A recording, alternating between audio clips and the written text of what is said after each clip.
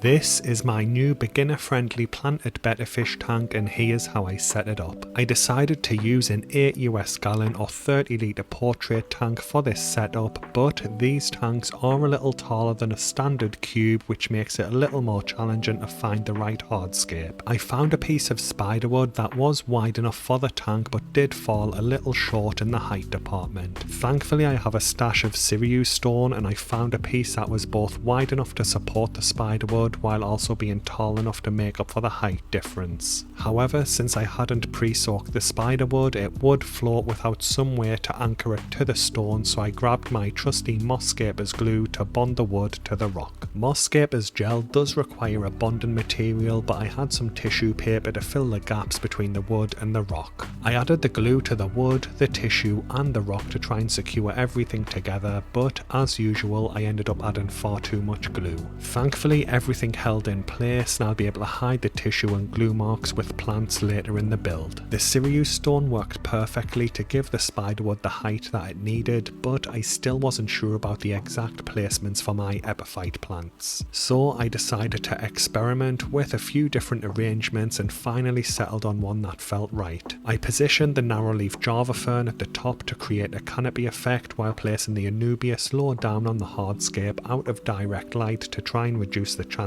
of algae forming on their leaves. With the plants positioned, I reached for my green label Moss Scapers glue that's designed to bond plants to hardscape. I applied a few drops of glue to the roots, but again I ended up adding far more glue than I needed. Luckily none of the glue was on the rhizome of the plant, so I don't expect any long-term issues. To try and improve my gluing process, I decided to switch my technique up for the mid-level narrowleaf Java fern by applying the glue directly to the hardscape and then pressing the plant down into it. This method turned out to be a lot easier, and it will be my new go-to for gluing plants to hardscape in the future. I repeated the same technique for the top level narrowleaf Java fern, and everything started to come together nicely. I wanted to add a background to the glass before adding the hardscape and epiphyte plants to the aquarium, but aquascape and tank backgrounds can be expensive. Thankfully I found a cheaper alternative, and it's the window privacy film that you can buy on Amazon, which works just as well. To apply it, you spray some water onto your tank glass and then place a privacy film over it, but there will usually be a little bit of overlap compared to the glass pane. I use a scalpel to trim off the excess, but a knife or scissors will work just as well. Finally, it was time to start adding things to the aquarium. I carefully placed the hardscape into the tank to try and reduce the risk of any scratching or damaging the glass. While I could have added the substrate first, my plan was to surround the Seryu stone with it to create an island effect. I'm a huge fan of dirted tanks, but this time I decided to use aquasoil.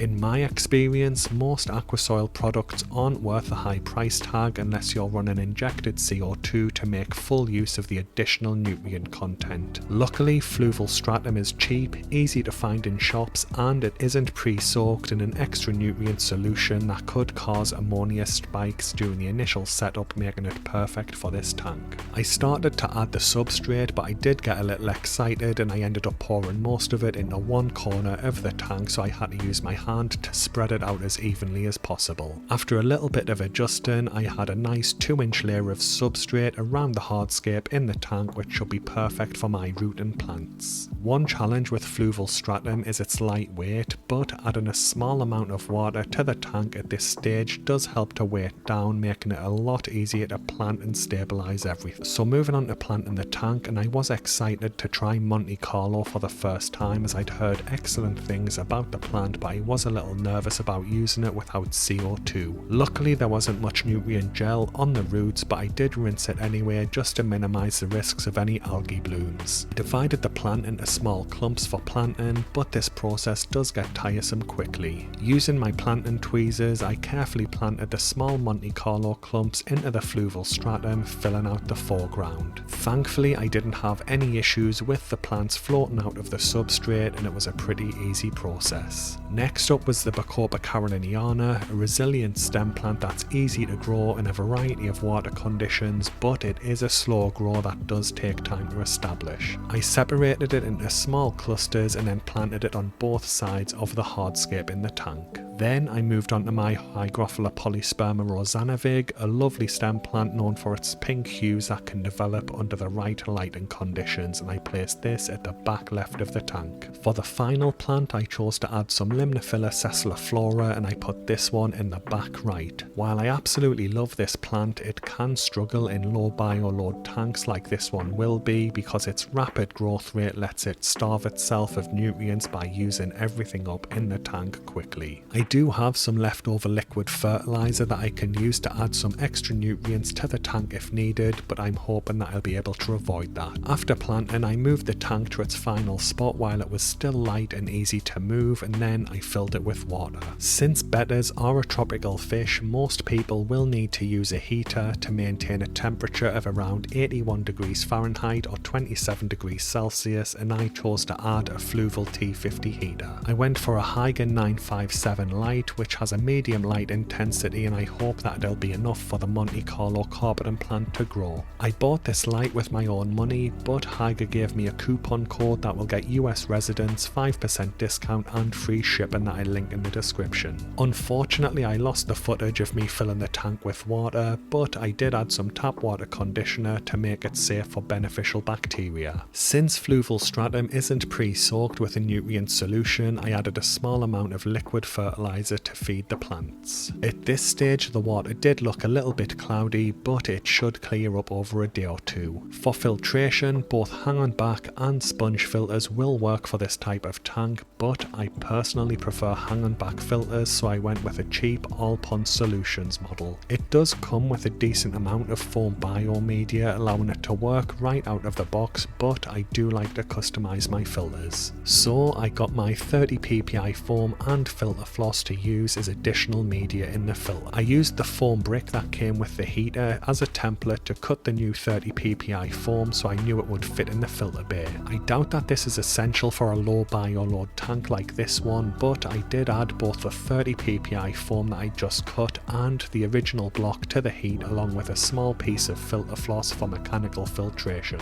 Even though I'm not a fan of the surface skimmer on this filter model, I did temporarily use it to remove the floating plant trimmings and improve the water flow through the filter floss to try and clear the tank water quickly. Now here's where I think I made a big mistake with this setup, as I used Dr. Tim's ammonia solution to cycle my tanks, but the high initial ammonia dose can cause problems with some plants. Still, I added the required amount of Dr. Tim's ammonia solution to start the cycling process. During the first week I did make a few changes to the tank, with the main one being switching to a different heater. While the Fluval T50 does maintain a steady, consistent water temperature, it's absolutely huge compared to these tiny Hygrophila nano heaters. Again, I paid for this nano heater with my own money, but the 5% discount code with free shipping for US residents will work for this heater in the description. I noticed that the Bacopa Caroliniana was starting to melt, which can be a common problem with plants from in vitro cups like this one, but I do think the high ammonia dosing will be contributing to the issue. Thankfully, the water cleared up within a few days, so I removed the surface skimmer from the filter because I really don't like them. This is what the filter floss looked like after just 3 days of use to help clear the water.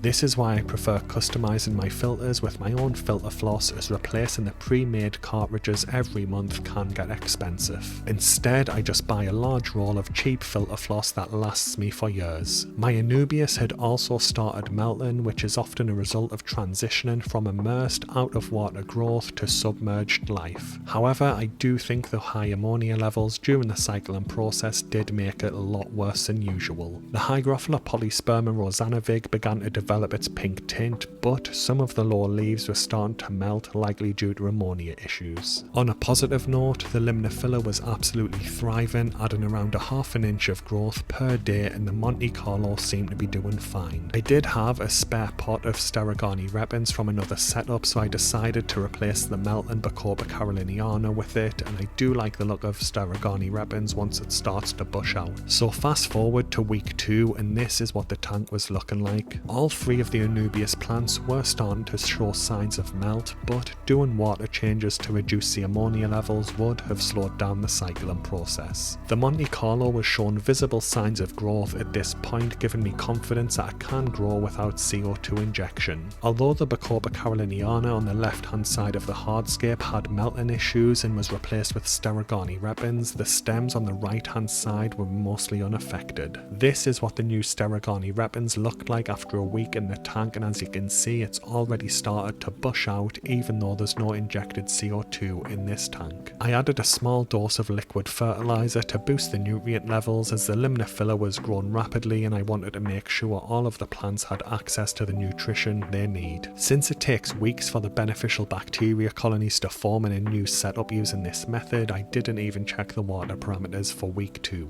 So jumping forward to week 3, and this is what the tank was looking like with the Limnophila really starting to take over. I checked the water parameters and they came back at 0 ppm for ammonia, nitrite and nitrate, which is not normal at this stage of the cycling process with this method. The ammonia can be at 0 ppm by now, but usually I would expect some type of nitrite in the tank, and it does seem that the fast growing Limnophila Sessiliflora was absorbing all of the nitrogen compounds as nutrients for growth. Some brown diatom algae had also started to appear on a few of the plants, which is common at this stage as the nutrient levels are still stabilising. One of the Anubias plants was experiencing some severe melt, but I've had Anubias melt back entirely before and then regrow over a few months without issue. The pink hue of Hygrophila Polysperma Rosanervig was becoming more vibrant, adding a nice contrast against the rest of the tank. I added more ammonia solution and some liquid fertilizer to feed both the plants and the beneficial bacteria colonies, but I did suspect the Limnophila would absorb all of it. So jumping forward to week 4, and the tank is really coming along nicely. As you can see, the Limnophila Sessiliflora was dominating the space, working its way into almost every corner of the tank. I checked the water parameters, and as expected, the ammonia and nitrite were both at 0 ppm, with the nitrate being slightly higher, but the brown diatom algae was also spreading. This is totally normal at this stage of the cycle, but it just makes the tank look a little messy. 2 of my Anubias plants were having some serious issues with melt at this point, but I was hoping they'd recover with time. On the bright side, the Hygrophila was showing off its vibrant pink hues, which shows why this is such a popular plant amongst Aquascapers. Then I noticed some tiny plantlets forming on my narrow-leaf Java Fern's leaves, so I'll set these aside for a future tank build because it's basically free plants. The filter floss was getting filthy and starting to clog, but since I just cut my own cubes from a big roll of it, I can replace them as required without worrying about cost. I did decide to add a little bit more ammonia solution to try and feed the beneficial bacteria colonies, but again at this point I was just feeling that the Limnophila would absorb it and use it for growth. By week 5 I decided to order my new Betta fish, but finding a reputable dealer who can ship the fish can be a hassle. Thankfully a few friends recommended Simon Borton's band page, and I linked to it in the description as it's a great source for bettas in the UK. She arrived the next day, but unlike some vendors who ship their fish in tiny bags with little protection, she came in a dedicated box with plenty of padding and her own heat pack.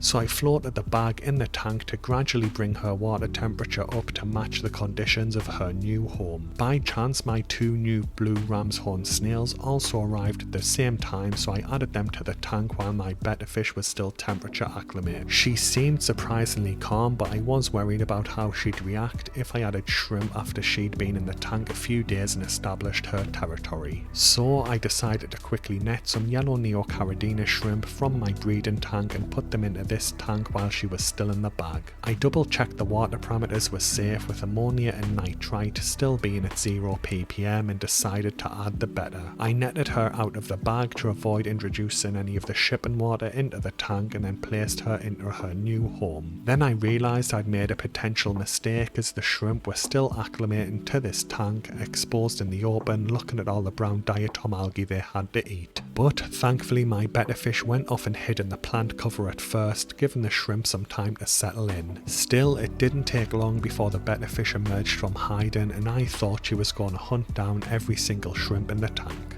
But I did realise that she's probably never seen a shrimp before, so I do think she was just curious about what they were. I added some food to distract her away from the shrimp, and then after watching her explore the new tank I decided to call her Marmalade. So fast forward to today, and the tank has been set up for almost 3 months now, but there are a few problems. As I mentioned earlier, the Limnophila Sessiliflora has been grown at a rapid pace, using up most of the nutrients in the tank.